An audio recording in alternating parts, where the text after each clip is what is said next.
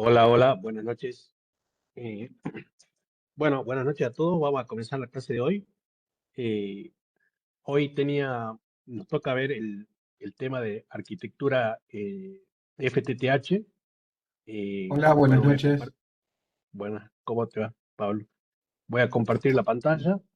Y bueno, el módulo que vamos a ver hoy es la arquitectura de FTTH. Vamos a ver, digamos, de cero, porque, bueno, cómo se arma una arquitectura, ¿no? De una red FTTH.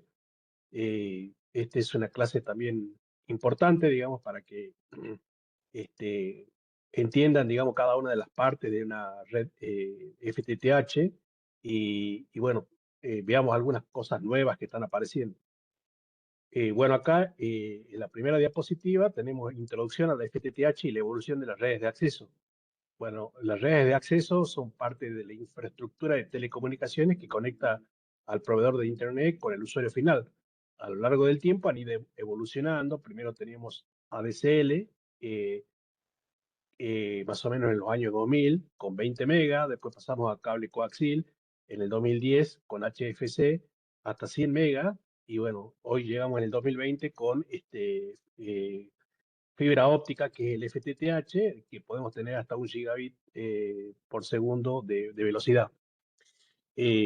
Bueno, cada generación le permitió ofrecer más velocidad, más estabilidad, mayor capacidad para soportar aplicaciones más modernas, video 4K, videollamadas y servicios en la nube. Es decir, cada una de estas aplicaciones, digamos, le permitió al usuario, digamos, tener mayor cantidad de servicios, mayor velocidad, mayor estabilidad. Y bueno, esta fue la evolución, digamos, que tuvo la red FTTH. Bueno, acá cada diapositiva le traté de armar un caso práctico para que ustedes más o menos entiendan un poco mejor.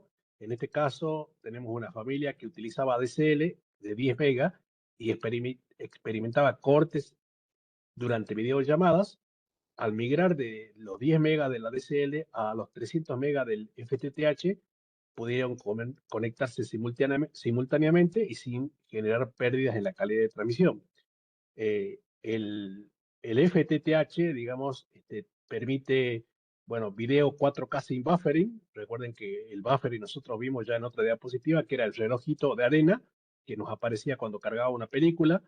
Video llamada sin corte, porque, bueno, tiene menor latencia. Servicios en la nube, porque también tiene menor latencia. Y alta velocidad y estabilidad, digamos, ¿no? Porque tiene un jitter, digamos, más sincronizado digamos, eso lo hace más estable. Tecnologías FTTX. Bueno, también las tecnologías FTT, digamos, FTT fueron evolucionando para llegar al FTTH. Digamos, FTTX representa las diferentes formas de acercar la fibra óptica al usuario. Las principales son el FTTN, que significa Fiber to the Node. La fibra llega hasta un nodo y el tramo final utiliza cobre, es decir, podía llegar, por ejemplo, a un barrio o a un sector y en un armario llegaba hasta ahí la fibra y de ahí se trabajaba con cable coaxial o con cable UTP. El FTTC, que es Fiber to Curb, la fibra llega hasta la vereda o esquina del barrio. El FTTB, la fibra llega al edificio y luego se distribuye internamente. Bueno, este es particularmente de los edificios, que llegaba yo con fibra óptica hasta un tablero y de ahí repartía por cable UTP. Y el FTTH, bueno, es lo que nos permite hoy trabajar con fibra directamente desde el proveedor hasta el usuario final, ¿no? Todo es fibra. Bueno, el caso práctico, en un edificio de departamentos se instala una red FTTB, la fibra llega al cuarto técnico del edificio, desde allí se distribuye el servicio a cada departamento mediante un cableado interno, es decir, se armaba una LAN, digamos, ¿no? Una LAN para cada uno de los distribuciones, digamos. Esto me permitía, digamos, tener, bueno, estas evoluciones, digamos, esta fue la evolución. Pasamos del FTTN al FTTC, del FTTC al FTTB, del FTTB al FTTH. ¿Por qué FTTH? Bueno, FTTH es considerada la mejor tecnología de acceso porque elimina las limitaciones de cobre y ofrece una conexión completamente óptica. Bueno, las principales ventajas, como ustedes pueden ver en la imagen, tenemos una fibra directamente del proveedor de servicio a la casa del cliente, directamente a través de una ONU o una ONT. las principales ventajas: tengo mayor velocidad, tengo baja latencia. Acuérdense que la latencia es la ida y la vuelta del paquete de datos. Tengo alta estabilidad por el jitter. Acuérdense que el jitter es, digamos, la sincronización que tienen los paquetes. Digamos, fibra óptica tiene un mejor jitter que, por ejemplo, cable ADSL o eh, eh, coaxil. ¿Por qué? Porque esto vendría a ser un jitter sincronizado, y en otros, digamos, en ADSL yo podía tener jitter que no están sincronizados, son asincrónicos. Es decir, acá hay un tiempo, una latencia que me generaba un delay, acá también hay un tiempo que me generaba un delay, y la fibra óptica, digamos, por el medio físico, por el tipo de transmisión, por el tipo de señalización, me genera un jitter más sincronizado, y eso hace que sea mucho más estable. O sea, la estabilidad tiene que ver más que nada con el jitter, ¿no? La baja latencia, digamos, digamos, para el tiempo, digamos, tiene que ver con el tiempo de transmisión de un paquete que va a internet y vuelve, digamos. Mayor vida útil de la infraestructura, porque bueno, una red de fibra óptica hoy en día tiene una vida útil de 20 años y preparada para futuras demandas de ancho de banda. Obviamente 20 años si es que estamos comprando componentes de calidad, ¿no? Si no compramos componentes de calidad, es muy probable que tengamos 10 años y tengamos que hacer un recambio. Bueno, el caso práctico: una empresa necesitaba realizar videoconferencias diarias y subir grandes archivos a la nube. Después de migrar a FTTH, redujo significativamente los tiempos de transferencia y mejoró la calidad de las comunicaciones. Bueno, por ejemplo, en una red tradicional, como por ejemplo una DSL, yo tenía subida muy lenta, digamos, de archivos a la nube, transferencias lentas y videoconferencias con cortes. Después que pasé a fibra óptica, tengo una subida más rápida porque la latencia aumentó, las transferencias son ultra rápidas porque la latencia aumentó, y las videoconferencias son sin corte y de alta calidad porque tengo un mejor ancho de banda, un jitter sincronizado y baja latencia. Beneficio de las redes ópticas: bueno, las redes de fibra óptica ofrecen importantes ventajas frente a tecnologías tradicionales. Bueno, este es más que nada para hacer una comparación del salto cualitativo que damos, digamos, de un cable de cobre a una fibra óptica. Por ejemplo, acá tenemos altísimas velocidades de transmisión en fibra óptica, gran capacidad de crecimiento porque nos podemos expandir, digamos, menor atenuación de la señal, inmunidad a interferencias electromagnéticas, mayor confiabilidad y menores costos de mantenimiento a largo plazo. Si hacemos la comparación, la velocidad con el cable de cobre llegamos a 100 megas, en fibra óptica hoy podemos llegar a los 10 gigabits por segundo o más. En distancia, en cable de cobre llegamos a 100 metros, en fibra óptica podemos llegar a 20 kilómetros o más. Con respecto a la atenuación, tenemos alta atenuación en cable de cobre, tenemos muy baja atenuación en fibra óptica. Susceptible a interferencia electromagnética el cable de cobre, inmune a interferencia electromagnética la fibra óptica. Menor confiabilidad, es decir, mayor falla, digamos, en cable de cobre, muy alta confiabilidad en fibra óptica. Mayores costos de mantenimiento a largo plazo, y fibra óptica tenemos menores costos de mantenimiento. Bueno, acá tenemos un caso práctico que nos dice: un proveedor de Internet reemplazó una red de cobre por FTTH en un barrio. Como resultado, disminuyeron los reclamos por fallas y pudo ofrecer planes de hasta 1 gigabit por segundo sin modificar la infraestructura principal. Bueno, aquí es el caso, ¿no?, que está ocurriendo en las operadoras, en las cooperativas del interior, que, bueno, muchas que son FTTC tienen que pasar a FTTH, o HFC tienen que pasar a FTTH, digamos, porque si no van a quedar obsoletas, digamos, ¿no? Concepto de una red de acceso óptico. Bueno, cuando hablamos de una red de acceso óptico, es la infraestructura que conecta la red del proveedor de Internet con los usuarios finales, utilizando fibra óptica como medio de transmisión. Su función principal es transportar grandes cantidades de información con alta velocidad, baja latencia y gran confiabilidad. Una red FTTH forma parte de esta red de acceso y permite que la fibra llegue directamente hasta la vivienda o empresa del cliente. Esto vendría a ser una red de acceso de fibra óptica. Es básicamente una red que va desde el proveedor del cliente, desde que es del proveedor hasta la casa del usuario, y todo esto, todo este camino vendría a ser una red de acceso óptica, ¿no? Bueno, en el ejemplo práctico tenemos un ISP que instala una red óptica para brindar internet a un nuevo barrio. Desde su central despliega fibra óptica hasta cada vivienda, permitiendo ofrecer conexiones con alta velocidad y gran estabilidad. Y bueno, acá tenemos, ¿no? Los planes que podemos ofrecer con una fibra óptica 300 megabits por segundo, 600 megabits por segundo, más que nada para una familia que tiene múltiples dispositivos, por ejemplo, una familia tipo con 5 mamá, papá y 3 hijos. Bueno, 600 megas es lo que se considera apropiado, digamos, y ya 1 giga, digamos, serían para hogares exigentes donde tenemos 5 televisores, cada persona tiene 2 o 3 dispositivos, esos dispositivos pueden ser una PC, una tablet, una notebook, un celular, y bueno, también hay que ver si la familia tiene, digamos, componentes inteligentes para que necesitan o componentes de Internet de las cosas que necesitan Internet. Bueno, ahí ya tendremos que pasar a 1 gigabit por segundo como plan, ¿no? Para dar cobertura a ese tipo de usuarios, digamos. Arquitectura punto a multipunto, que es la POM. Digamos, las redes FTTH modernas utilizan la arquitectura POM, que significa Passive Optical Network, conocida como punto a multipunto. En este modelo, una única fibra óptica proveniente de la central puede compartirse entre múltiples usuarios mediante un divisor óptico pasivo llamado splitter. No requiere alimentación eléctrica entre la central y el cliente, lo que reduce los costos y aumenta la confiabilidad. Bueno, en realidad los equipos extremos, digamos, los equipos terminales, este vendría a ser un OLT, que es una unidad óptica terminal, que esta vendría a estar el proveedor, digamos, del Internet, y esta vendría a ser la casa del cliente, ¿no? Estos dos sí necesitan energía eléctrica, tanto la ONU como el OLT, pero bueno, en el medio podemos tener un splitter que básicamente funciona como un switch, es un conmutador, nada más que la diferencia con un switch es que el switch, digamos, necesita energía eléctrica y realiza funciones de conmutación.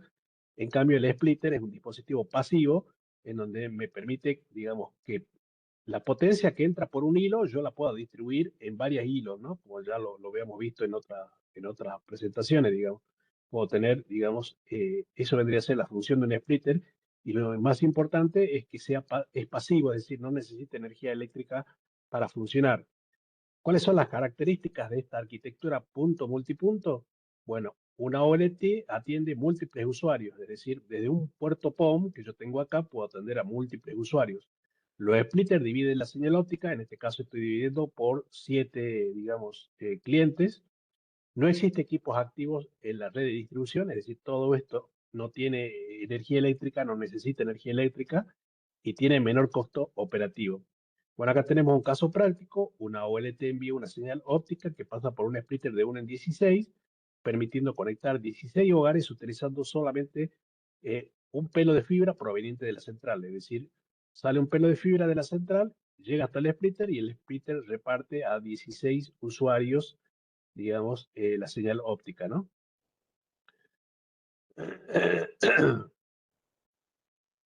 Funcionamiento general de una red FTTH.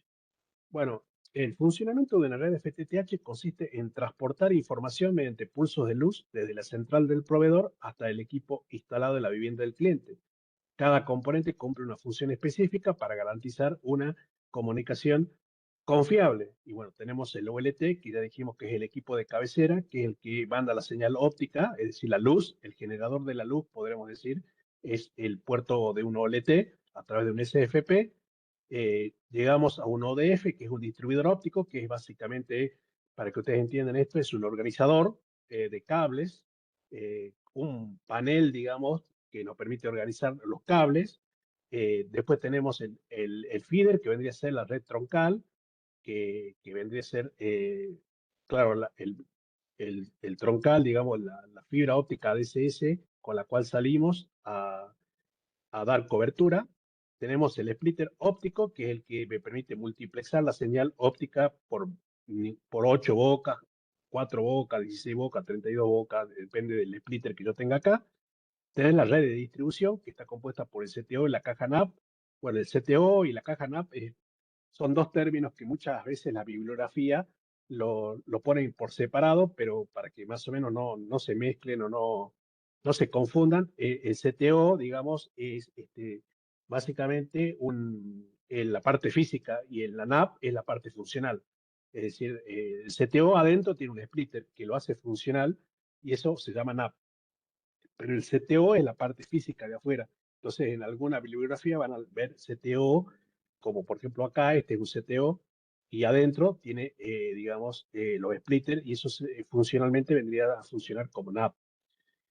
Bueno, el cable drop que se baja hasta el cliente y la ONT que es, digamos, el equipo que está en el cliente, que reparte, digamos, internet, digamos, hoy en día pueden venir estos modems solo y conectarle un router o, digamos, comprar a estos dos pueden venir en un equipo integrado, digamos, que es ONT y a la vez es router, ¿no?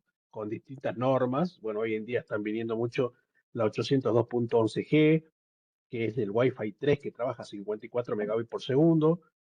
Ya está en Argentina el 802.11n, que es el Wi-Fi 4 que trabaja a 600 megabits por segundo. El 802.11ac, que es el Wi-Fi 5 que trabaja a 6,9 gigabits por segundo. El AX, que es el Wi-Fi 6 que trabaja a 9,6 gigabits por segundo. Y no vi a la Argentina que esté entrando el AX 6 GHz. Por lo que yo pregunté, nadie sabe, pero en teoría ese trabaja en Wi-Fi 6E y trabaja también en 9,6 gigabits por segundo y también en China vi, digamos, bueno, en algunos proveedores que ya existe el Wi-Fi 7 que trabaja en 46 gigabits por segundo, ¿no? Que eso yo supongo que no va a tardar en llegar acá a Argentina, o en meses estará acá. Eh, o sea que pueden ver que como aumentó la velocidad de un router internamente, ¿no? O sea, me estoy refiriendo al router que da la cobertura interna dentro del domicilio. Bueno, el caso práctico, cuando un usuario abre una página web, la solicitud viaja desde la ONT, es decir, esto es más que nada para mostrarle que cuando ustedes están navegando por internet, como acá, este usuario, digamos, esa solicitud viaja por todo este camino y por todos estos componentes hasta el OLT, y el OLT, digamos, el que está conectado a Internet, y cuando encuentra la página web, le descarga todo eso, digamos, a el usuario. ¿Sí? La respuesta regresa al mismo recorrido en pocos milisegundos, que básicamente esto que vendría a ser la ida y la vuelta, la latencia. Y la fibra óptica aproximadamente tiene latencia de 1 milisegundo, lo normal es hasta 10 milisegundos, ya más de 10 milisegundos hay un problema físico, digamos, que tendríamos que revisar, ¿no? Recorrido de la señal desde la central hasta el abonado. Bueno, la señal óptica recorre distintas etapas antes de llegar al usuario final. La información sale desde Internet hacia la OLT, ¿sí? Este vendría a ser el recorrido. La OLT convierte la información en una señal óptica a través de su SFP, que es un puerto, digamos, que convierte la señal eléctrica en una señal óptica para que pueda viajar la luz dentro del medio físico. La señal viaja por la fibra, digamos, del feeder, que vendría a ser el feeder, vendría a ser el troncal, o sí, el troncal o la fibra óptica principal. Llega a los splitters que divide la señal hacia diferentes clientes y ya continúa por una red de distribución que vendría a ser las que entran en los barrios. Ingresan a los CTO y de los CTO que vendrían a ser estas cajas que tienen la NAP o tienen los splitters, baja un cable drop hasta la ONT que convierte nuevamente la señal óptica a una señal eléctrica para poder ser interpretada, digamos, ¿no? Ese vendría a ser el recorrido. Bueno, acá el caso práctico es un abonado solicita reproducir una película en una plataforma de streaming. Por ejemplo, acá está en Netflix, está acá, como ustedes pueden ver, el usuario está, digamos, en un Smart TV. La información sale desde Internet, atraviesa toda la red de FTTH hasta llegar a la ONT, que entrega los datos al router Wi-Fi para que el televisor reproduzca el contenido sin interrupciones. Es decir, esto va a través de todos estos componentes, va hasta Internet, vuelve hasta el cliente y el cliente, digamos, tiene la señal por medio de el router Wi-Fi, que ya hablamos también del router Wi-Fi. Cuanto mejor sea la norma, mayor velocidad me va a entregar, pero obviamente tiene que haber ¿cómo le puedo decir? Tiene que tener buen ancho de banda el cliente. O sea, si yo, por ejemplo, le estoy ofreciendo 100 megas al cliente, o 100, 200, 300 megas, digamos, o 50 megas nomás, que le estoy ofreciendo 50 megas al cliente, y tendría que tener un router con la norma mínimo un N, que sería un Wi-Fi 4, que me entrega 600 megabits por segundo internamente. Ya si le entrego, por ejemplo, 1 giga al cliente, y ya tendría que tener un router con una norma AX que trabaja con 9,6 gigabits por segundo, que vendría a ser un Wi-Fi 5 y un Wi-Fi 6. ¿Sí? O sea, eso tienen que, por eso, muchas veces en esto tienen que asesorarse bien en la compra de las ONU, digamos, de los clientes, porque le vuelvo a repetir, la mayoría de los que trabajamos en esto nos compramos ONU, y la ONU, digamos, el proveedor, si vos no le especificaste, vende ONU con norma vieja, que tienen un Wi-Fi 802.11G que trabaja 54 megabits por segundo. Entonces, por más que vos le entregues 100 megas, al cliente, el Wi-Fi es el que está fallando. La norma del Wi-Fi es muy lenta. Entonces tiene que comprarse una ONU que más o menos esté actualizada, que tenga una norma más nueva, de tal manera de entregar en el cliente, digamos, el Wi-Fi con mayor velocidad. ¿Me entiendes? Central de telecomunicaciones. Bueno, la central de telecomunicaciones vendría a ser nuestro piso técnico, ¿no? También llamada central de oficina, es el punto donde se concentra toda la infraestructura del proveedor de servicio. Desde ese lugar se administra, monitorea, distribuye el servicio de Internet hacia miles de abonados mediante la fibra óptica. En la central se alojan los equipos activos y pasivos necesarios para operar por una red FTTH. Bueno, las principales funciones, como pueden ver acá, tenemos recibir conexión desde Internet o el backbone, administrar el tráfico de datos, alojar la OLT, distribuir la fibra óptica hacia la red de acceso y supervisar el estado de la red. Bueno, acá nos muestra, por ejemplo, que acá está la OLT o las OLT, porque puede ser que tenga varias OLT. Cada una de estas OLT puede estar atendiendo a 256 clientes, entonces tengo 256, 512 y más 512, tengo 1000 clientes acá, entre las 4 OLT. Acá está el ODF, digamos que dijimos que es un organizador, que es necesario, ya vamos a ver por qué, de la fibra óptica, el panel de distribución, que vendría a ser lo que tienen los patch panel, los patch core, los equipos de energía para brindar redundancia y los equipos de monitoreo y control de gestión que nos permiten monitorear la red. Bueno, el caso práctico, un ISP posee una central óptica desde donde atiende más de 3.000 abonados. Desde este edificio parten todas las fibras que alimentan los diferentes barrios de la ciudad. Bueno, este, por ejemplo, es el gráfico, ¿no? Vamos a entrar a ver cada uno de los componentes. El OLT es el Optical Line Terminal, es el equipo principal de una red GPON o una red XG PON. Acuérdense que el OLT, digamos, yo lo puedo comprar para GPON, digamos, o para XG SPON, digamos, ¿no? Es decir, yo cuando compro un OLT le digo, dame un OLT para GPON o para EPON también puede ser, tener un OLT para EPON, que vendría a ser el más chiquito para, digamos, localidades pequeñas, ya para ciudades un GPON, y bueno, los que están en GPON, el siguiente paso sería el XGS-PON. Se instalan centrales, bueno, se instala en la central de oficina y actúa como un punto de origen de todas las comunicaciones ópticas. La OLT controla el acceso de los abonados, administra el ancho de banda y se comunica con todas las ONT instaladas en los hogares. ¿Cuáles son las principales funciones? Bueno, tenemos gestionar cientos o miles de ONT, porque bueno, desde el OLT yo conecto en los puertos PON, conecto, digamos, patch core que van al ODF y del ODF distribuyen, digamos, a cada uno de los clientes. Entonces puede ser que un puerto PON me esté manejando 32, o me esté manejando 64, o me esté manejando 128 clientes, digamos, un solo puerto PON, ¿no? Fíjese si este ONT tiene 1, 2, 3, 4, 5, 6, 7, 8, 9, 10, 11, 12. Cada uno de estos puertos maneja 128. Imagínense la cantidad de clientes que yo puedo manejar solamente con este OLT, digamos, ¿no? Administra el tráfico de subida y bajada, porque, bueno, es el que habla con el ONT en modo broadcast y es el que le permite que los ONT hablen con él en modo unicast, eso también ya lo vimos.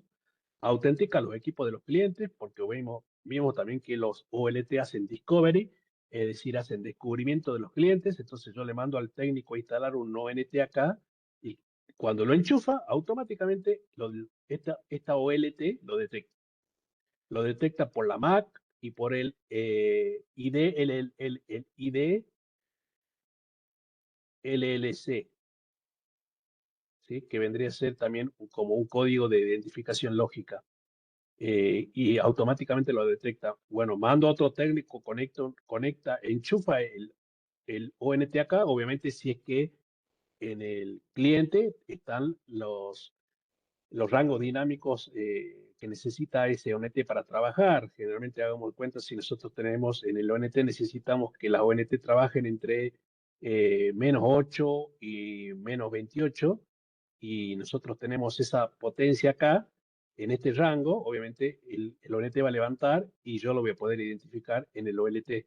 Ahora si tengo, por ejemplo, -32, -40, obviamente no lo voy a levantar, acá no lo va a reconocer, por más que yo lo enchufe, no lo va a reconocer porque no está teniendo la potencia adecuada, digamos, el ONT para trabajar. Es decir, es lo que se llama el rango dinámico, y eso, digamos, cada ONT o cada ONU tiene su rango dinámico de cada marca, digamos, y eso es una especificación que tienen que ver, digamos, en cada ONU o en cada ONT. O también lo que pueden hacer es decir, bueno, no me voy a fijar la marca de la ONU, y lo que voy a hacer es voy a trabajar con el estándar 984, que era -5 a -25, que es lo que dice el estándar 984, ¿no? Bueno, el ODF, dijimos que es un panel, digamos. El ODF es el Optical Distribution Frame, es un panel de distribución donde se organizan, protegen y administran todas las fibras ópticas que llegan a la central. Su función es facilitar las conexiones entre la OLT y los cables que salen hacia la red externa. Bueno, acuérdense que nosotros acá arriba vimos que el ODF está al lado del piso técnico. ¿Dónde está? ¿Va? Acá está. El ODF, fíjense que acá está el ODF en otro rack, ¿sí? En otro rack que está al lado del OLT. Entonces, digamos, por atrás del rack este hay comunicaciones de los OLT que están acá con los ODF que están acá. Y los ODF son bandejas de organizadores de cable de fibra óptica, digamos.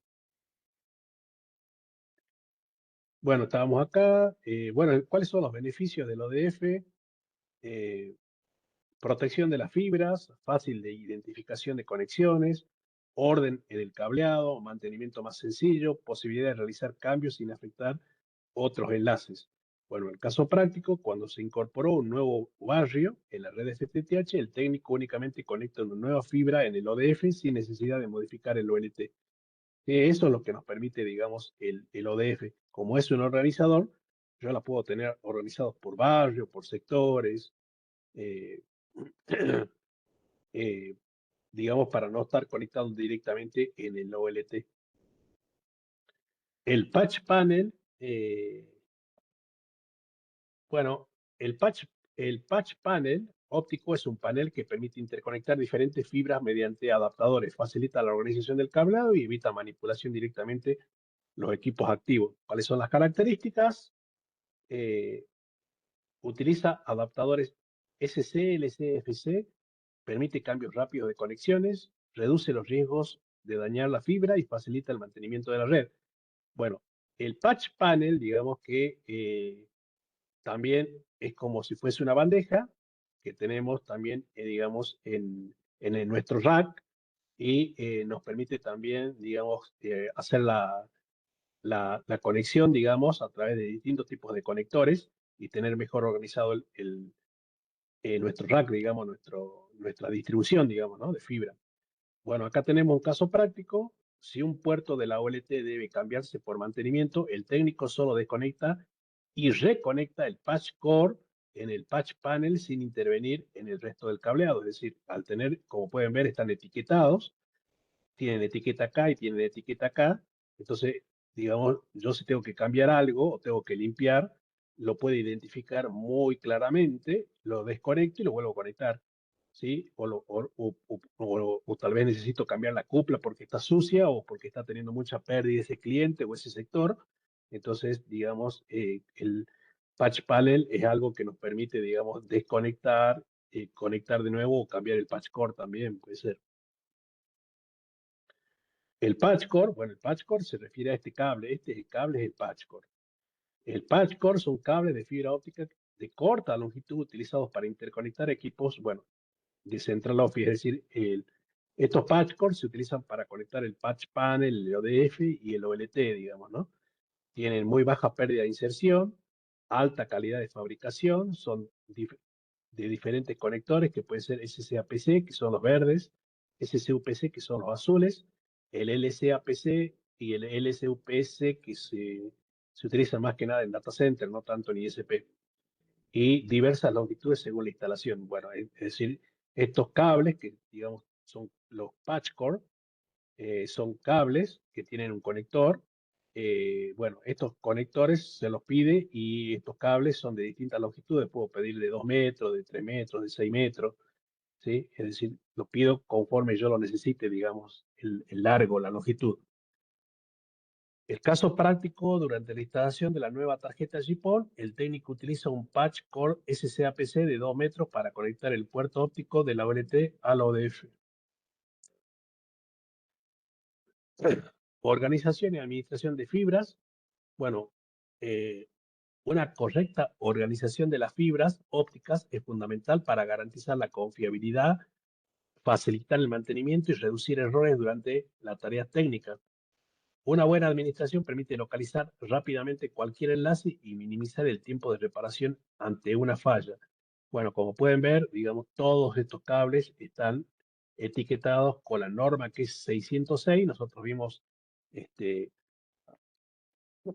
perdón, eh, eh, en la unidad 2, en la clase 2, donde vimos los estándares, vimos que hay un estándar que es el 606, que es de etiquetado de cables y de fibra óptica, que ahí nos enseña, digamos, cómo etiquetar cómo sacar las etiquetas, ¿no? Es decir, la nomenclatura que podemos utilizar para etiquetar cada uno de estos cables. De esa manera es mucho más fácil, queda mucho mejor organizado y es fácilmente identificable.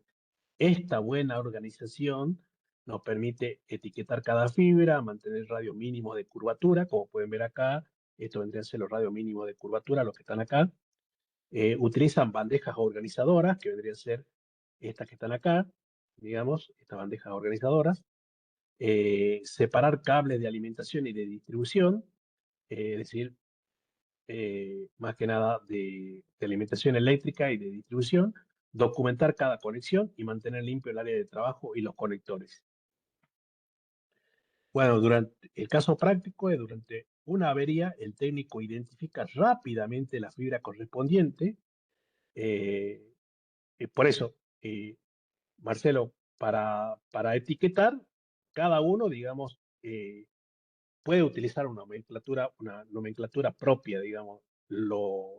Quien te puede ayudar, digamos, para poder etiquetar esto es la norma, la 606, la EATIA 606 de etiquetado.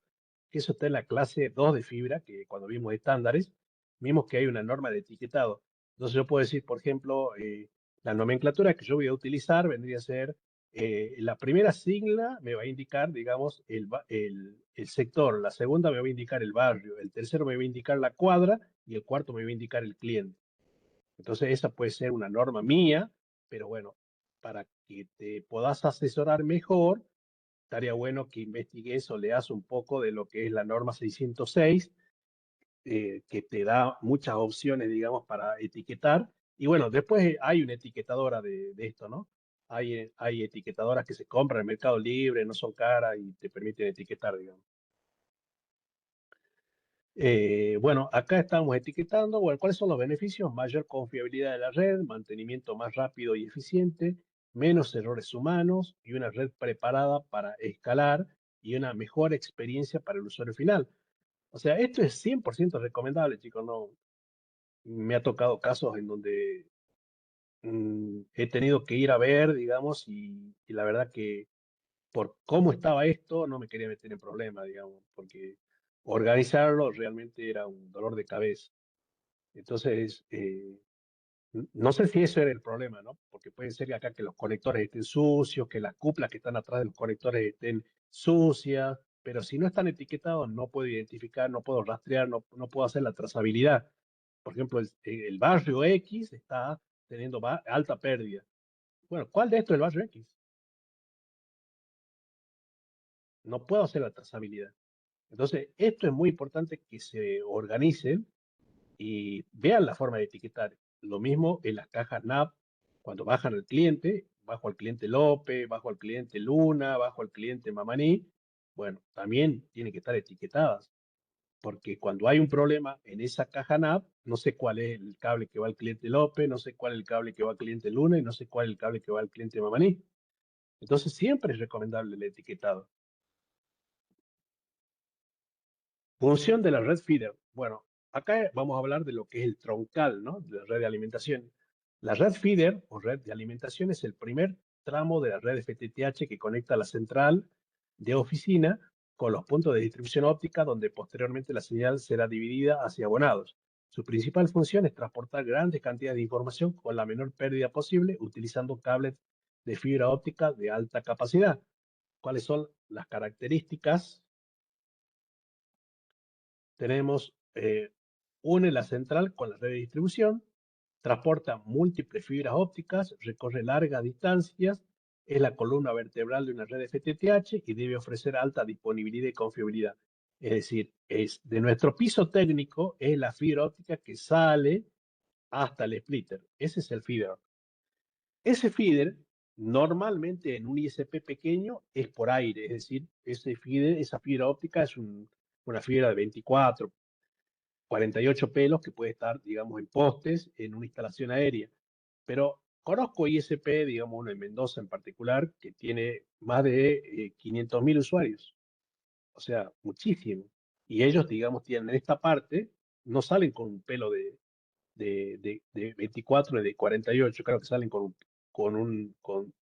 fibras ópticas redundantes de 128 pelos y ya es más pesado, entonces imagínense colocar esto en un poste, digamos, es complicado.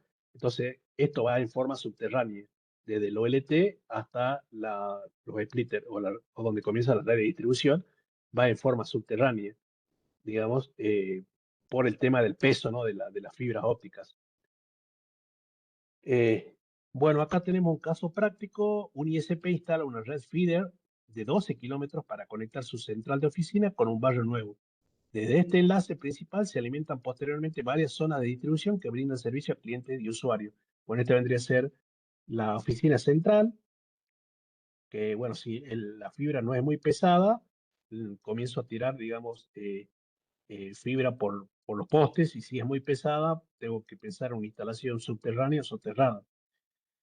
Hasta llegar hasta el splitter y bueno, ya del splitter va un pelo, ya digamos, la fibra óptica que se utiliza en la línea de distribución es menor cantidad de pelo. Por ejemplo, yo acá tengo una fibra óptica de 24 pelos, ya en la línea de distribución puedo utilizar 12 pelos, porque esto va a la zona norte, esta fibra óptica va a la zona sur, esta fibra óptica va a la zona este y esta fibra óptica va a la zona oeste, digamos, ¿no? Con 12 pelos abastezco toda la zona norte, con 12 pelos abastezco toda la zona sur, con 12 pelos toda la zona este y con 12 pelos toda la zona oeste. El cable feeder. Bueno, el cable feeder es el cable de fibra óptica que forma parte de la red de alimentación y transporta la señal desde la oficina central hasta los puntos donde comienza la distribución hacia los clientes.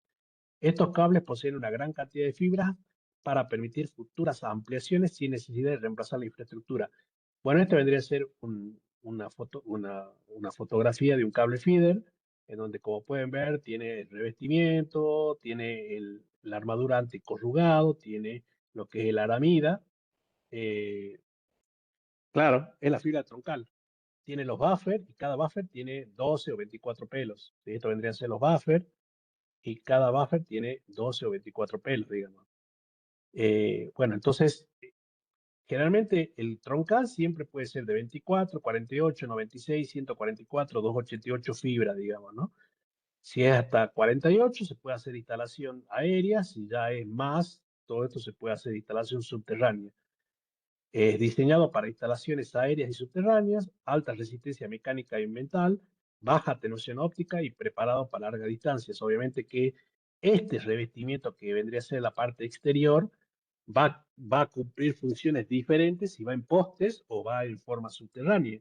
Si va en postes, quizá lo que me interesa es que sea una DCS, es decir, un dieléctrico, y si va en su forma subterránea, y puede ser que sea, por ejemplo, antihumedad, que sea antirroedor, tiene distintas características. Entonces, ya eso lo tienen que negociar con el comercial, digamos, que le vende la fibra óptica, y decirle, mira, yo que necesito una fibra óptica para instalar en postes. Entonces, más o menos se van a dar una idea que es una DCS.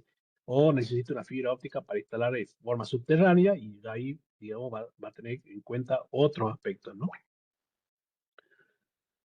Bueno, acá dice, para abastecer un nuevo desarrollo urbano, un ISP instala un cable feeder de 96 fibras, que es el troncal. Inicialmente utiliza solo 24 fibras, dejando el resto disponible para futuras expansiones y realizar nuevas obras. Es decir, tengo 96, de los 96, digamos, voy a dejar 24 pelos para futuras ampliaciones, que eso es muy normal, digamos, ¿no? Siempre tener en cuenta la escalabilidad.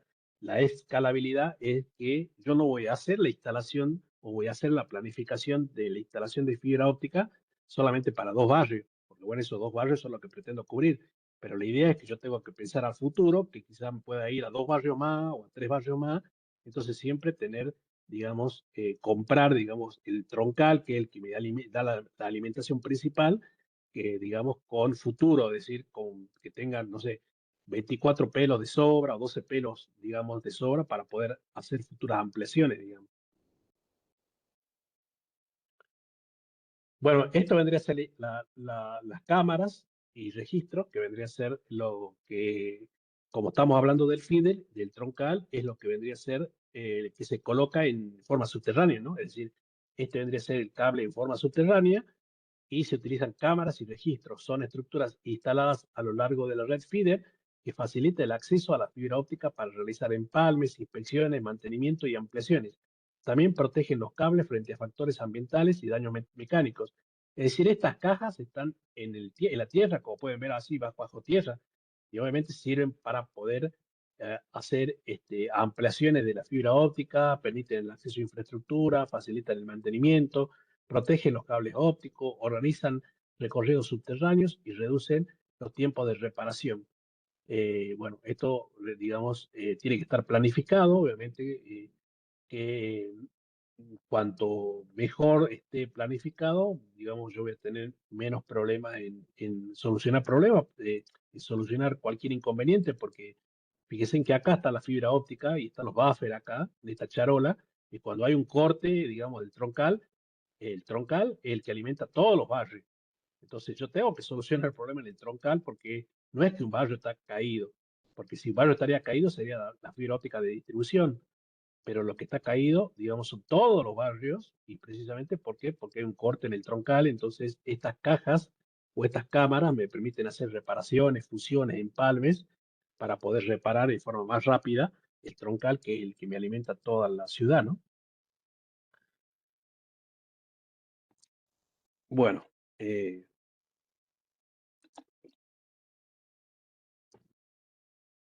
cajas de empalme. Las cajas de empalme óptico son dispositivos diseñados para alojar y proteger las uniones permanentes entre la fibra óptica. Su función es garantizar que los empalmes permanezcan protegidos frente a la humedad, polvo, vibraciones y cambios climáticos. Bueno, acá tienen las distintas partes de las cajas de empalme, están señalizadas.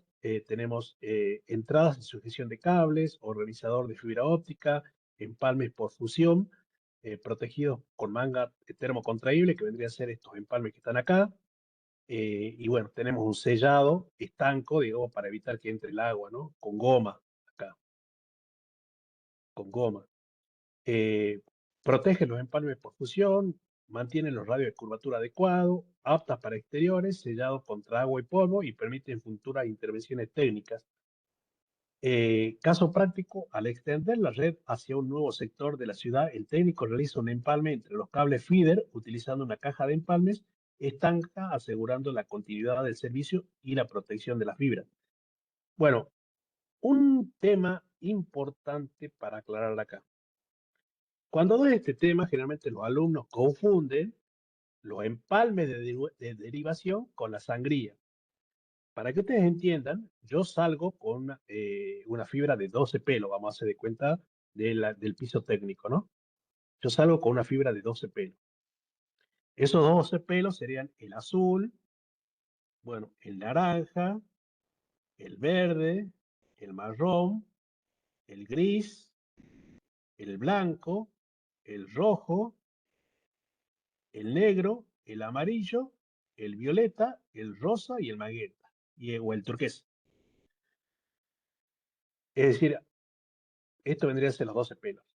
Cuando yo llego a una caja de empalme, esta caja de empalme lo que está haciendo es un empalme de derivación. Como pueden ver, acá tiene una charola en donde se colocan los empalmes. Entonces yo puedo decir acá que el azul entra acá a esta caja de empalme, se corta y se empalma con el azul de la red de distribución. Y se va con esta red de distribución, hagan cuenta, de 6 pelos.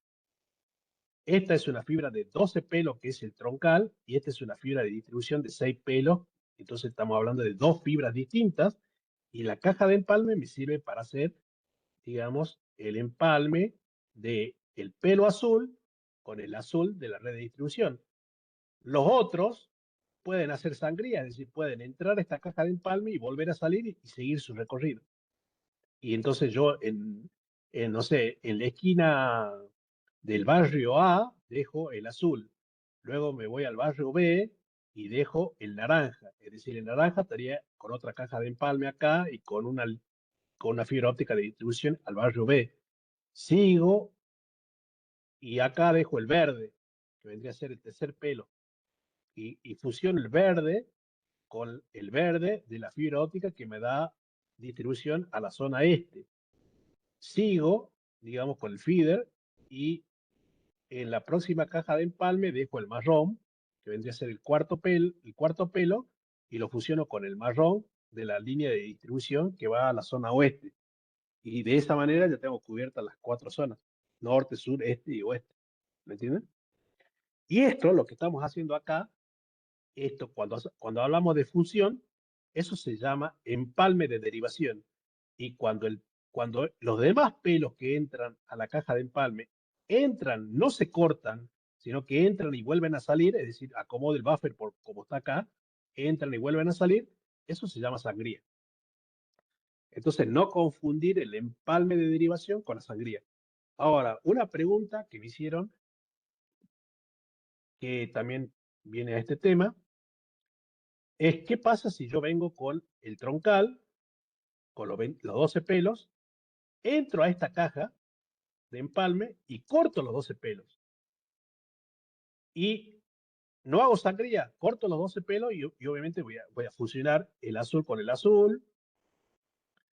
Después va a venir otra fibra óptica que va a seguir siendo el troncal, pero como yo la corté, el naranja lo voy a fusionar con este naranja que es el troncal, porque sigue el verde con este verde que es el troncal. O sea, ¿esto se puede hacer, profesor? Bueno, esto no, la norma no lo permite, la norma no lo dice, ¿no? La norma no aclara qué es esto, no sé qué es esto, pero de poder hacer se puede. ¿Por qué lo hacen muchos proveedores? Por una cuestión de que la sangría no la saben hacer, o les resulta incómodo hacer la sangría, o por una cuestión de comodidad y tiempo, les resulta mucho más fácil fusionar. Tengan en cuenta que estos empalmes te van a generar fusiones de 0,01 dB de pérdida, digamos, ¿no? Cosa que no vas a perder mucho. Yo no lo hago, yo hago sangría, digamos, ¿no? Pero bueno, conozco mucha gente que lo corta, digamos, y porque no quiere bajar la fibra, porque no tiene fibra, porque se olvidó de dejar la ganancia, porque por comodidad, por tiempo, por lo que sea, corta y lo vuelve a empalmar. Pero bueno, eso, digamos, si es que a vos no te va a generar una pérdida mayor, se podría hacer teniendo en cuenta que el empalme tendría que ser de 0,01 dB y más de eso no. Ahora, si yo estos empalmes, esto lo voy a hacer siempre en todas las cajas NAP a lo largo del recorrido y estoy perdiendo 0,01 dB acá, 0,01 dB acá, 0,01 dB acá, 0,01 dB acá, y voy sumando, digamos, y yo creo que no te va a terminar siendo un negocio, digamos, porque Recuerden que este curso siempre les hablé de minimizar las pérdidas, ¿no? Entonces yo ahí lo que estoy haciendo es acumulando pérdidas. Estoy sumando, estoy agregando pérdidas y no se trata de eso. Se trata de, aparte de las pérdidas, los empalmes te pueden generar, digamos, otro tipo de situaciones como dispersión, reflexión.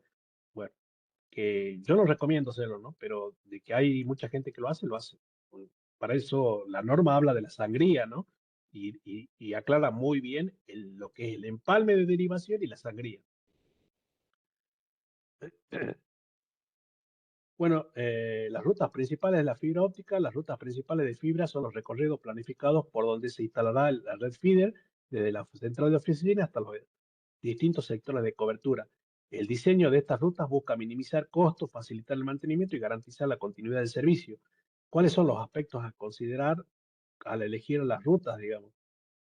Distancia entre la central y los puntos de distribución, disponibilidad de ductos y postes, facilidad de acceso para mantenimiento, posibilidad de crecimiento futuro y redundancia de enlaces críticos. Entonces yo puedo tener distintos caminos, digamos, pero tengo que tener en cuenta, por ejemplo, la disponibilidad de los postes. Hoy en día, digamos, en una ciudad hay muchos postes que están sobresaturados y muchas veces no conviene sobrecargarlos, digamos. Tengo que tener en cuenta, por ejemplo, si tengo algún cliente que necesita una red o un tendido redundante, como un hospital, en donde obviamente el hospital no se puede quedar sin conectividad y voy a tener que hacer, digamos, dos rutas, como está este caso práctico. Creo que, a ver, déjenme ver. Un ICP diseña dos rutas feeder independientes hacia un hospital. Si una de ellas se interrumpe por una obra vial, la segunda mantiene el servicio operativo garantizando la continuidad de las comunicaciones críticas. Esta vez, por ejemplo, una excavadora rompe esta fibra, bueno, yo puedo salir por esta, digamos, ¿no? Es decir, tener dos tendidos de fibra, digamos, a un lugar que necesita una conectividad crítica, digamos, tener redundancia. Bueno, splitters simétricos. Eh, El splitter simétrico es un dispositivo pasivo que divide la potencia óptica proveniente de una sola fibra hacia múltiples salidas, permitiendo que varios abonados compartan la misma infraestructura. Los splitters no requieren alimentación eléctrica, lo que reduce los costos y aumenta la confiabilidad de la red.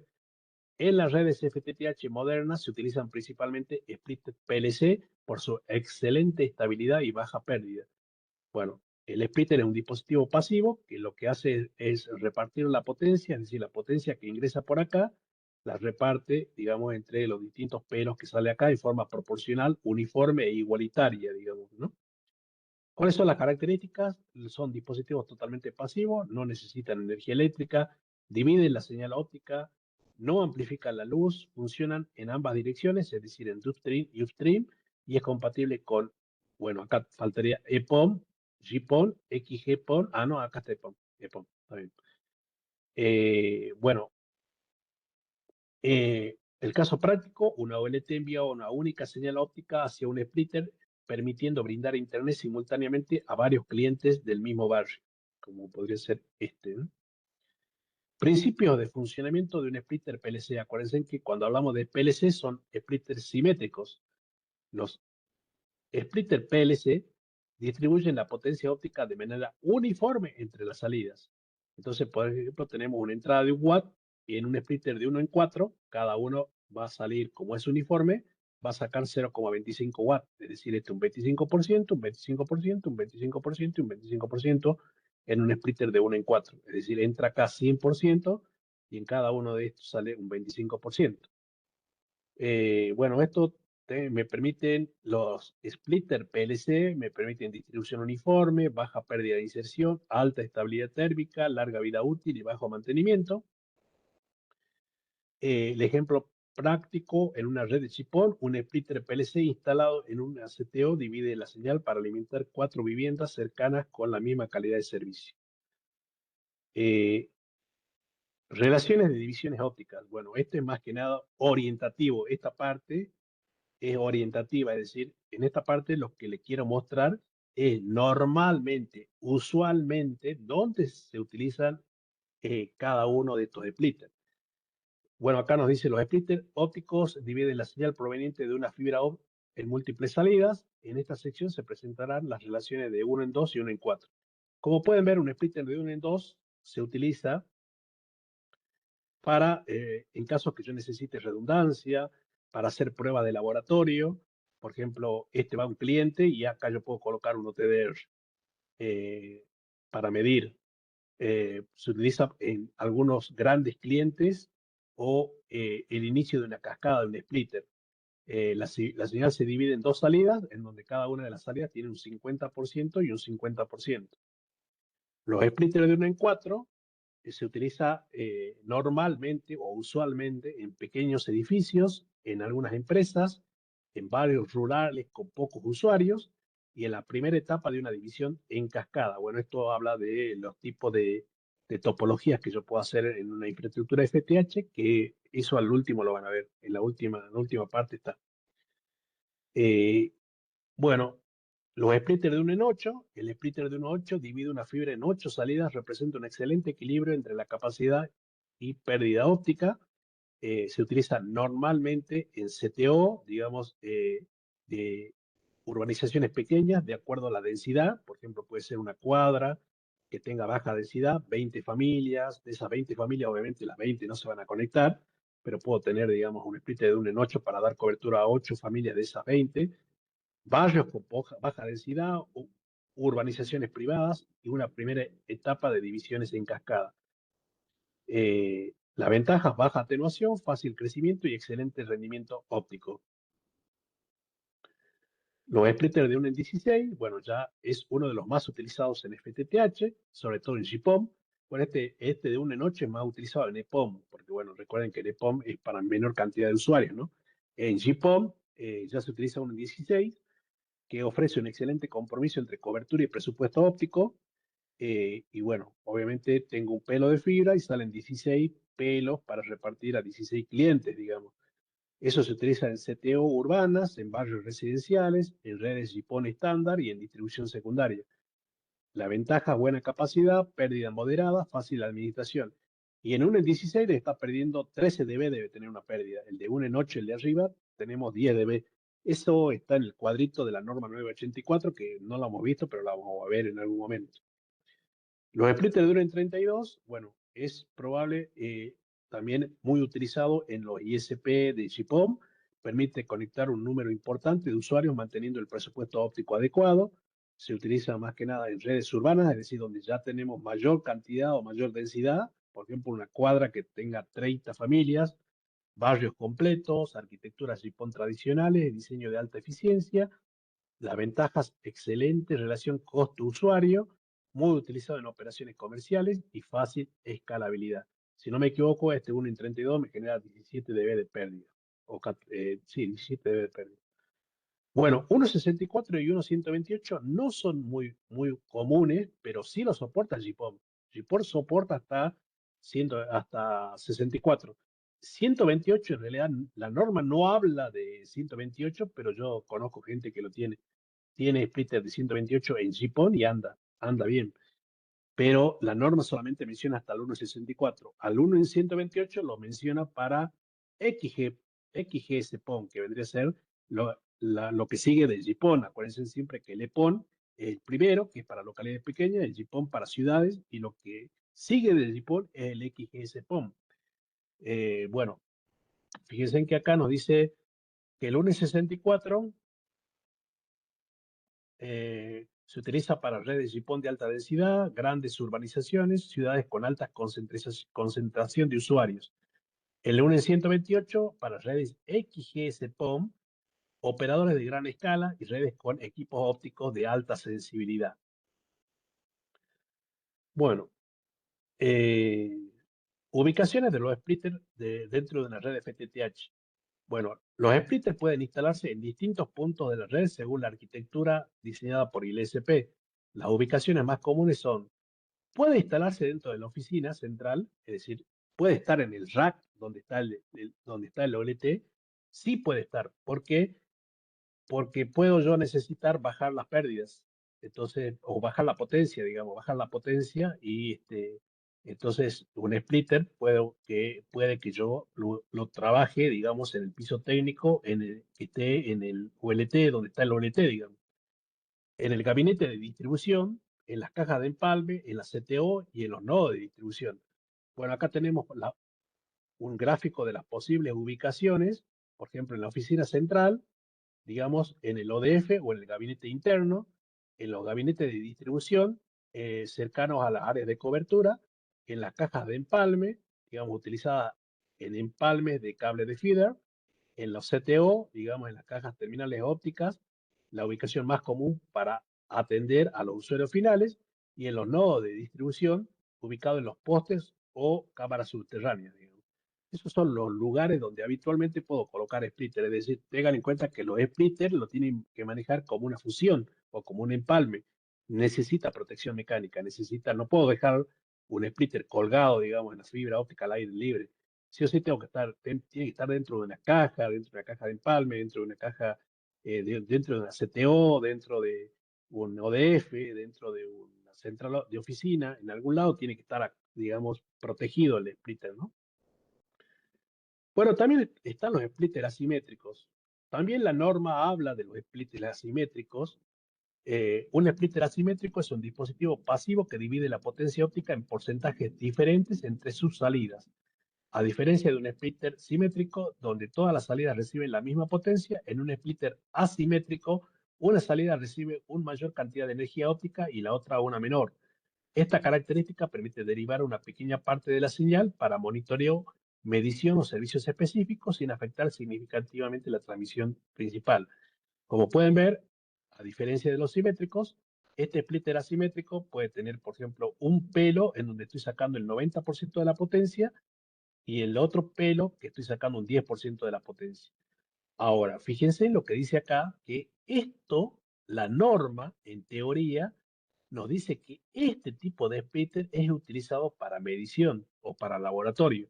Es decir, yo con el pelo de 90 grados me voy, digamos, a una red de abonados y con el pelo de 10% me voy con un OTDR. Entonces puedo tener splitter asimétrico de 90-10, es decir, por un pelo sale 90, por el otro pelo sale 10, 95-5, 99-1 y 99-2, o 98-2, disculpe, 98-2. Bueno, el 99-10 se utiliza para monitoreo general, el 95-5 para monitoreo de potencia, el 99-1 para monitoreo con mínima afectación y el 98-2 para aplicaciones KTB y RF Overlay. Las ventajas permiten monitorear la red sin interrumpir servicio porque coloco acá un OTDR y me hace una trazabilidad, facilita la supervisión y el análisis en tiempo real, ideal para mediciones de potencia con OTDR y o sistemas de NMS. Los sistemas NMS son sistemas de monitoreo, digamos, remoto, además de detectar fallas y degradación de señal. Bueno, el 99.1 y el 99.5, bueno, el 99.1, su uso habitual es, bueno, el pelo que va de 99 va a la red principal y el pelo que tiene un 1% va al equipo de monitoreo. Entonces se utiliza para supervisión mediante OTDR, monitoreo continuo de enlaces y redes de operadores de telecomunicaciones. El 95.5, el 95%, es decir, el pelo que saca 95 va a la red principal y el 5% va al equipo de medición. Se utiliza para monitoreo de potencia óptica, sistema de diagnóstico y laboratorios de fibra óptica. Bueno, el 99-10 y el 80-20, el 99-10 también se utiliza el pelo de 90% para enlace principal y el 10% para equipos secundarios. Se utiliza en redes KTB y en equipo de monitoreo y sistema de medición. El 80-20 va, el 80% va al enlace principal y el 20% en equipos auxiliares. Se utiliza en redes industriales y distribución de señal en videos y en sistemas de prueba.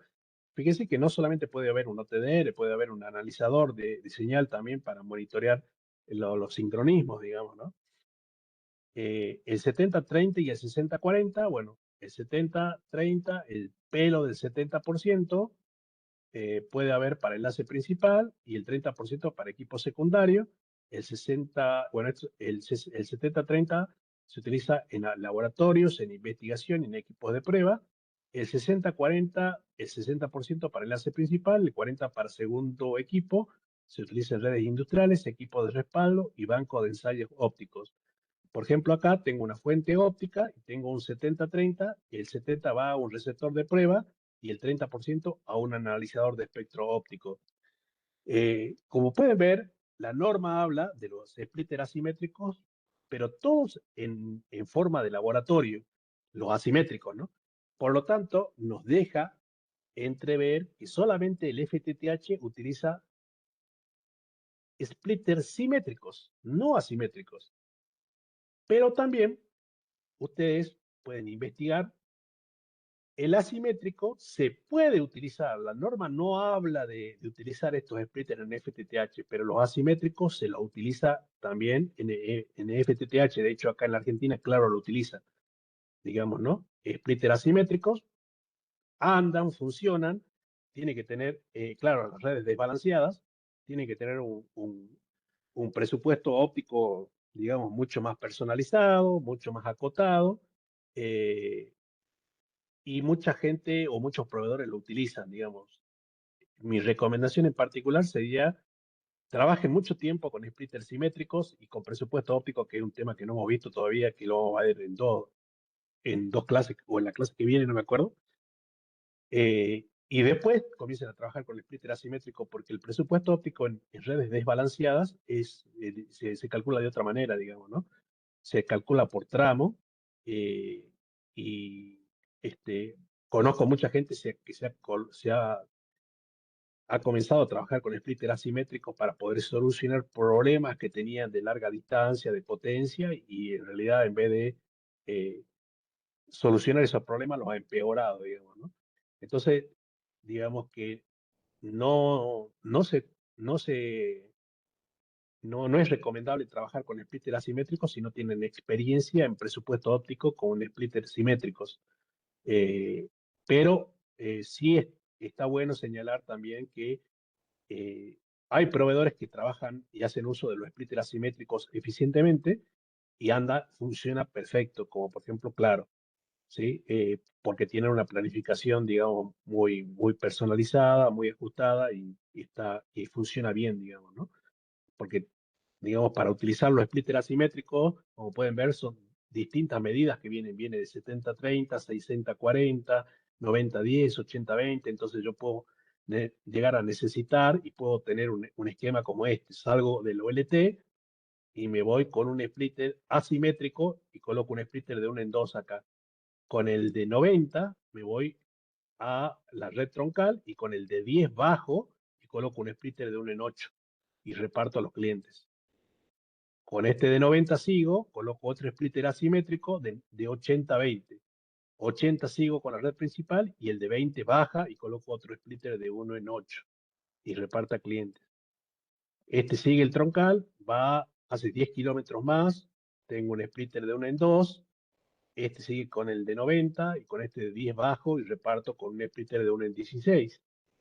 ¿Sí? Y así sucesivamente, es decir, el troncal, digamos, está siendo utilizado con splitter, es decir, este pelo de 90 es lo que me permite extenderme, digamos, en distancias largas, sobre todo en rutas, cuando ustedes, por ejemplo, tienen una ruta y tienen que avanzar muchos kilómetros por la ruta, este tipo de splitter puede que le ayude, digamos, a tener más recorrido, ¿no? Pero bueno, eso lo vamos a ver en presupuesto óptico. En presupuesto óptico le voy a armar, digamos, una planificación o un presupuesto óptico con rutas con splitter balanceados y otro con splitter desbalanceados. Red de distribución. Bueno, la red de distribución es el tramo de la red FTTH que conecta la red feeder con los puntos de acceso cercanos a los usuarios como la CTO. Su función es distribuir la señal óptica proveniente de los splitters hacia los distintos sectores donde se encuentran los abonados. Bueno, esta vendría a ser la red de distribución, la que nace, digamos, de los splitters y que va hasta el abonado, ¿no? Eso vendría a ser, acuérdense que le dije que es otro pelo, que puede ser un pelo de seis pelos, de 12 pelos, digamos, menor.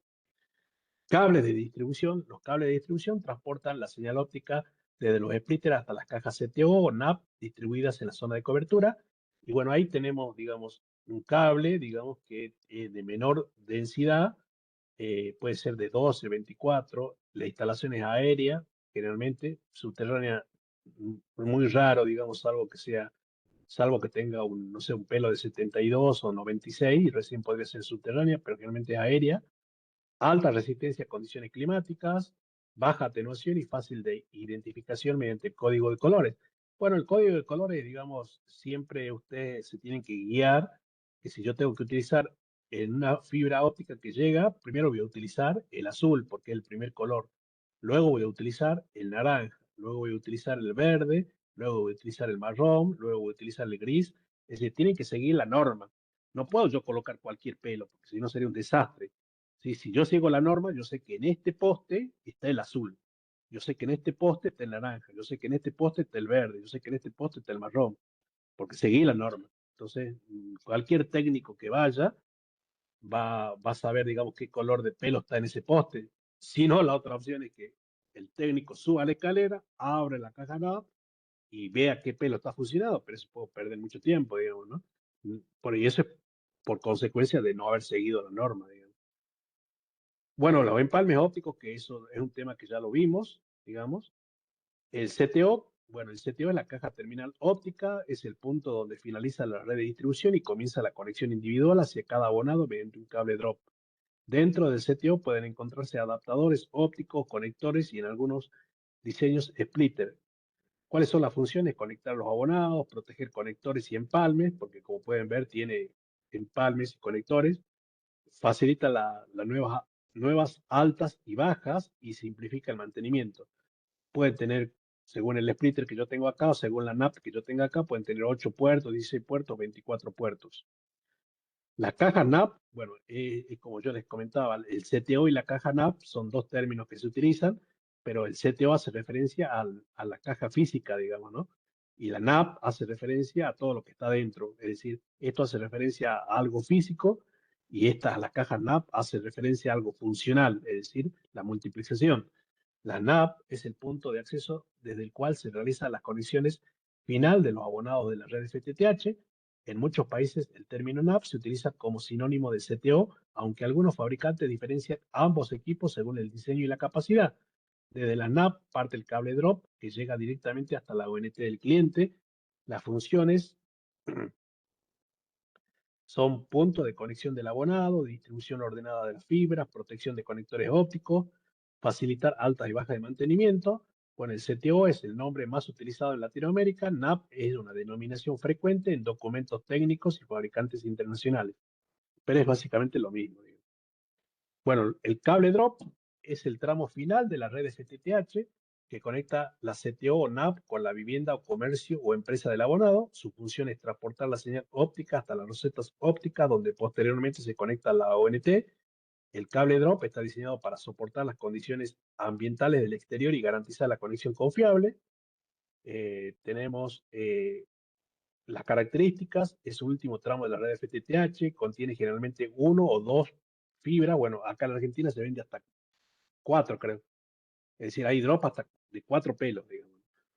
Instalación aérea sobre fachada o mediante ductos, alta resistencia a la tracción y a la intemperie. Recuerden que es la norma G657, la A1 y la A2, una que tiene mayor radio de cobertura que la otra. Flexible y de fácil instalación. Y bueno, este es el drop que baja, digamos, hasta el cliente, hasta la roseta del cliente. Tipo de drop. Existen diferentes tipos de cables de drop seleccionados según la instalación y las condiciones del entorno. Tenemos el cable drop plano, que se llama flat drop. El flat drop, digamos, es muy flexible, fácil instalación, ideal para fachadas y postes y es más utilizado en redes FTTH. Tenemos el drop autosoportado de figura 8. Incorpora un mensajero metálico o dieléctrico y permite mayores distancias entre postes, excelente resistencia mecánica, ¿sí? Y el cable drop redondo, que es utilizado principalmente en las canalizaciones o ductos, tiene mayor protección mecánica y adecuado para instalaciones subterráneas. No, G657. El G652 es el feeder.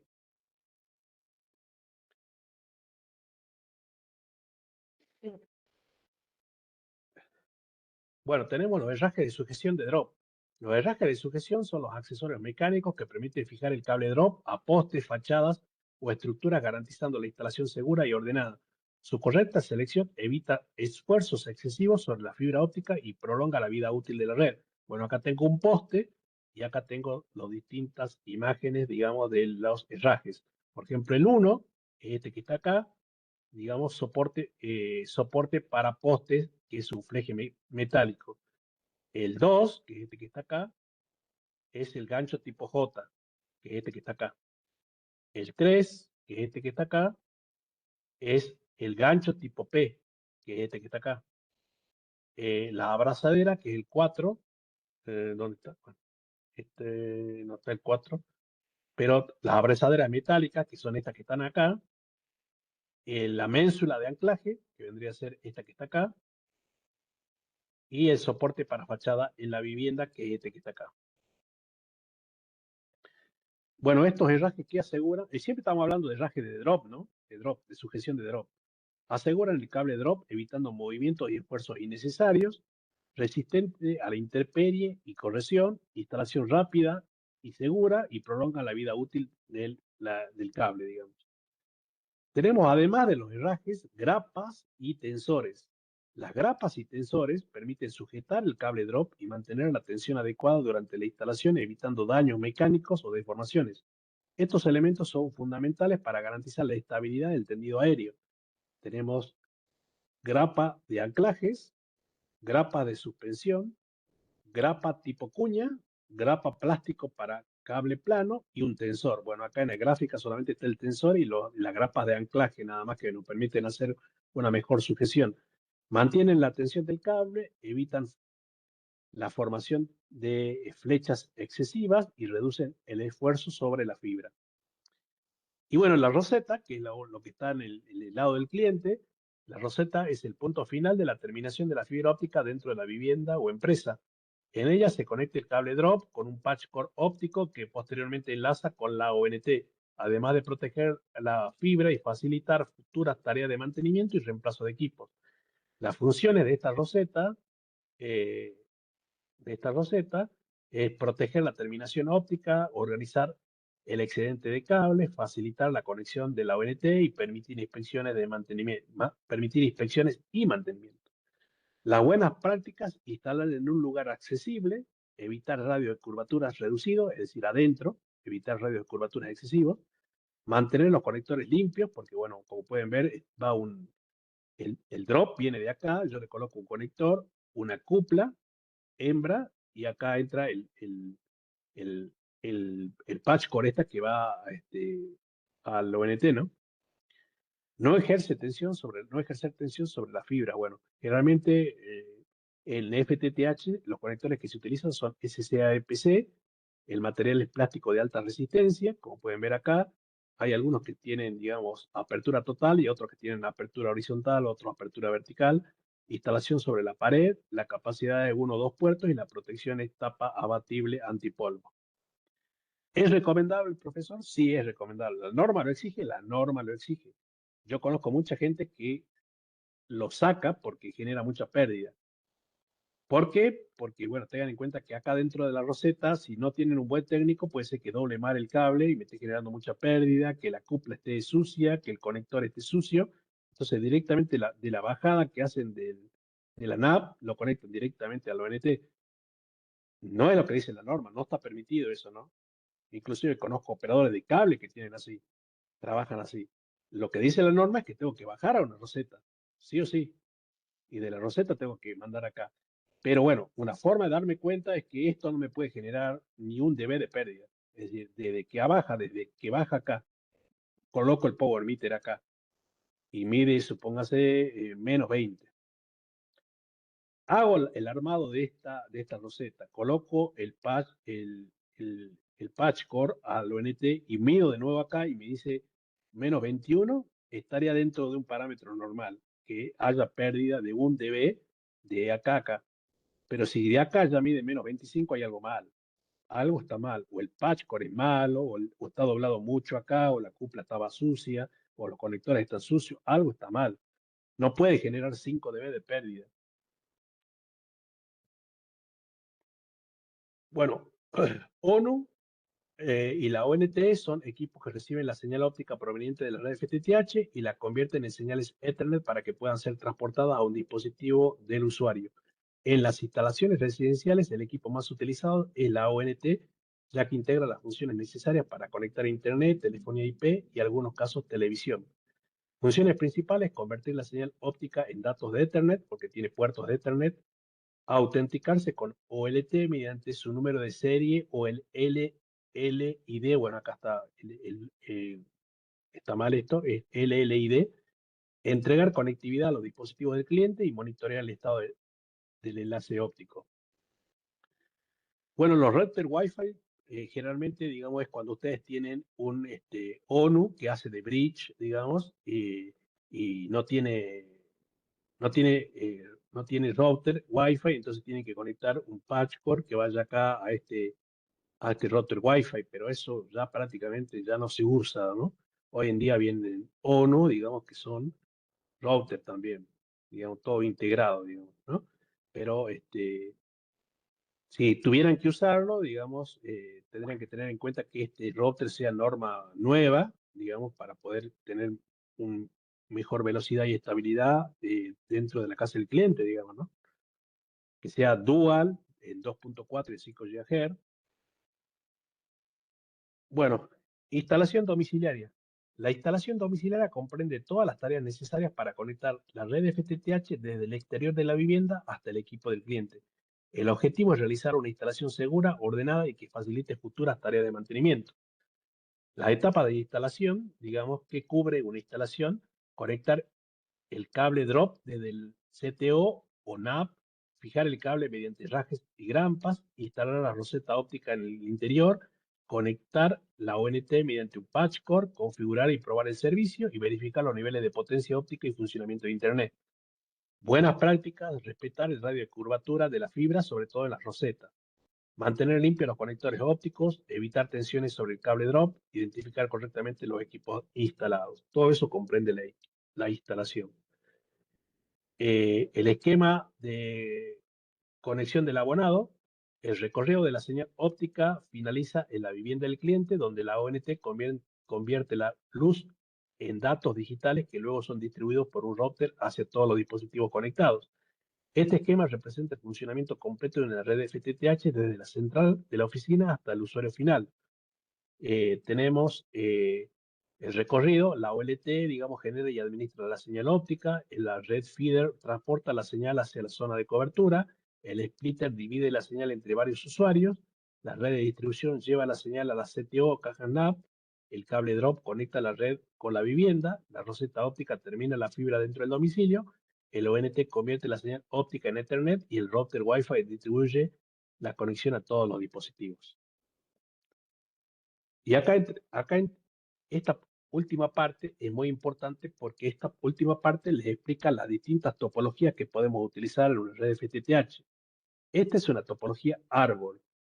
La topología árbol es la estructura más representativa de una red FTTH. La señal óptica parte de una única OLT, se divide mediante un splitter y se distribuye progresivamente hacia múltiples abonados. Su forma se asemeja a un árbol: un tronco principal, que vendría a ser el red feeder, del que nacen las ramas, que vendrían a ser la red de distribución, y finalmente las conexiones individuales. O sea, ¿qué es una topología árbol? Tengo el OLT, tengo los splitters y tengo, digamos, el cliente. ¿Cuáles son las características? Una única OLT atiende múltiples usuarios. ¿Por qué? Porque tengo el splitter que me permite multiplicar a múltiples usuarios.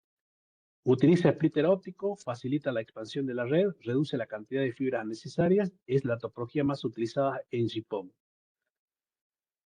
La topología estrella. Es una topología estrella: cada abonado dispone de una fibra óptica dedicada desde la central hasta su domicilio, sin compartir la infraestructura con otros usuarios. Aunque ofrece un máximo rendimiento, requiere una gran cantidad de fibra y puertos ópticos, por lo que su uso en FTTH residencial es poco frecuente. Tenemos una fibra exclusiva para cada cliente, no utiliza splitter, máximo rendimiento, mayor costo de instalación y administración más sencilla. Se utiliza en centros de datos, en grandes empresas, instituciones gubernamentales y enlaces dedicados. Es decir, yo tengo una empresa grande y entonces voy directamente con un pelo de fibra de mi piso técnico hasta esa empresa, digamos, y ese pelo es dedicado, ¿sí? Ese pelo es dedicado, no hay splitter. Topología en cascada. La topología en cascada consiste en instalar varios splitters en diferentes niveles de la red, distribuyendo progresivamente la señal óptica. En lugar de utilizar un único splitter de gran capacidad, se emplean varios splitters de menor capacidad ubicados en distintos puntos de la red. Bueno, acá tengo un splitter, pero ese splitter es de nivel 1. Después tengo otro splitter de nivel 2. Entonces yo puedo tener acá un splitter de 1 en 4, que sale con 4 pelos, y a su vez ese 4 pelos va a un splitter de 1 en 8. Es decir, tengo dos niveles de spliteo, y eso vendría a ser una topología en cascada. Tengo un mejor aprovechamiento de la infraestructura, permite ampliar la red de forma gradual, reduce la cantidad de fibras necesarias en algunos tramos y facilita el crecimiento por etapas. Las consideraciones incrementan las pérdidas ópticas porque obviamente cada uno de estos splitters aumenta las pérdidas. Requiere cálculo preciso del presupuesto óptico porque obviamente si es un splitter de 1 en 4 te va a generar 7 dB y este que es de 10 dB, acá yo estoy teniendo 17 dB de pérdida y mayor planificación en el diseño, ¿no? Distribución centralizada. En una distribución centralizada, todos los splitters concentran en un único punto de la red, generalmente cerca de la central de oficina o en un gabinete principal. Desde ese punto parten directamente las fibras hacia los CTO a los abonados.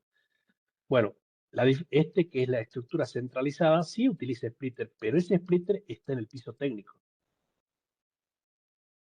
Y de ahí, del piso técnico, ¿qué tiene bueno esto? Que bueno, cualquier problema que hay, yo estoy acá, ¿no? Es decir, tiene un administrador acá que está en el piso técnico, puede solucionar acá, digamos, todo directamente. Entonces, la administración es centralizada, tiene fácil monitoreo, simplifica el mantenimiento, menor cantidad de puntos de empalme. La desventaja, mayor cantidad de fibras en la red de distribución y distancias más largas hacia los usuarios. La distribución distribuida. En una distribución distribuida, los splitters se instalan en distintos puntos de la red, generalmente dentro de la CTO, caja de empalme o gabinete de distribución cercano a los usuarios. Esta arquitectura reduce la cantidad de fibras necesarias en la red principal y facilita la expansión por sectores. La ventaja, menor cantidad de fibras en la red feeder, mayor flexibilidad para crecer por etapas, mejor adaptación de barrios nuevos, reducción de costos por tendido principal. La desventaja, mayor cantidad de puntos de mantenimiento, distribución más compleja y requiere una buena documentación de la red. Bueno, esta, digamos, sí es la que se utiliza mucho en FTTH también porque yo, digamos, puedo tener distintas cajas NAP y acá, como te digo, puedo tener el CTO1, CTO2, entonces yo acá en el CTO1 dejo el cable azul, entonces acá en el CTO2 dejo el cable naranja, acá el verde, acá el marrón, es decir, es más distribuido. Y la última parte es más que nada una diferencia entre lo que es el EPON. Bueno, el EPON ya lo habíamos visto en otras diapositivas. Es una tecnología basada en estándares Ethernet, ampliamente utilizada en algunos países y operadores por su integración sencilla con redes Ethernet tradicionales. ¿Cuáles son las características? El EPON es el estándar 802.3AH. La velocidad de descarga es de 1,25 gigabits por segundo, la velocidad de subida es 1,25 gigabits por segundo, la arquitectura es punto multipunto y utiliza tramas Ethernet en forma nativa. Las ventajas, fácil integración con redes Ethernet porque utiliza la trama Ethernet nativa, administración sencilla, menor complejidad de implementación y amplio uso en algunos mercados asiáticos. Es decir, esto se utiliza más que nada, yo tendría que tener una OLT EPON, ¿no? Y en localidades, digamos, de menos de 500 habitantes o tener menos de 500 usuarios, digamos. Todo es más barato, digamos. Bueno, después del EPON aparece el GPON, que es lo que nosotros estamos trabajando ahora, digamos que pertenece el GPON a la I2G 984, que es una norma que vamos a ver en la clase que viene, si no me equivoco. Tiene una velocidad de descarga de 2,5, una velocidad de subida de 1,25, la arquitectura es PON y el uso principal es FTTH. Después, ¿a dónde puedo saltar? Y salto a XGPON, que es la I2G 98071. Tiene una velocidad de descarga de 10 GB por segundo, de subida de 10 GB por segundo, la arquitectura es PON y el uso principal es FTTH de alta velocidad. Entonces, para ciudades pequeñas, CPON, para ciudades grandes, GPON, y digamos, para dar mayor capacidad, mayor velocidad, el XGS PON, que es a donde vamos a migrar en la próxima generación. Bueno, acá están los escenarios posibles, digamos, el EPON se utiliza, digamos, en redes metropolitanas, conjuntos habitacionales, algunos mercados asiáticos, el GPON en viviendas, en barrios residenciales, en pequeñas empresas, ISP locales, y el XGS PON en grandes empresas, en hospitales, en universidades, en centros de datos, Smart City, Industria 4.0. Bueno, esto simplemente antes de finalizar, recordarles que está en Nuevas Tecnologías, que tienen el material disponible y también tienen la parte teórica para, digamos, que lean y responder el cuestionario. Y también está en el Drive, digamos, ¿no? Bueno, acá tenemos el curso de Ingeniería SP y acá tenemos al final la clase 9, que vendría a ser la presentación que vimos hoy, el manual teórico y el cuestionario para que lo puedan armar. Y también está en el Drive, ¿no? Que también le mandé una copia, digamos, de en el grupo de WhatsApp. Les mandé, digamos, la URL para acceder a este Drive, que está acá donde dice Ingeniería SP, la clase 9, que acá está el manual y la presentación. Bueno, creo que nos toca la semana que viene, si no me equivoco, para dar las clases. Estamos en julio. Sí, la semana que viene vemos clases. Entonces, si quieren hacer alguna pregunta, chicos.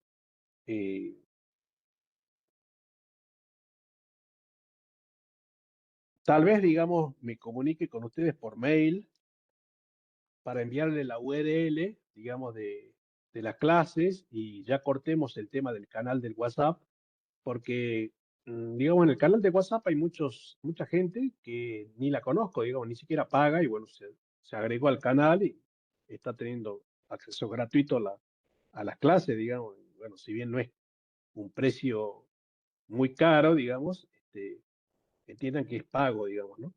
Entonces, digamos, vamos a tratar de restringirlo más para la gente que realmente le interese y está abonando el curso. Entonces, no es que voy a armar otro grupo, sino que por mail le voy a enviar la URL y el material que usamos en clase.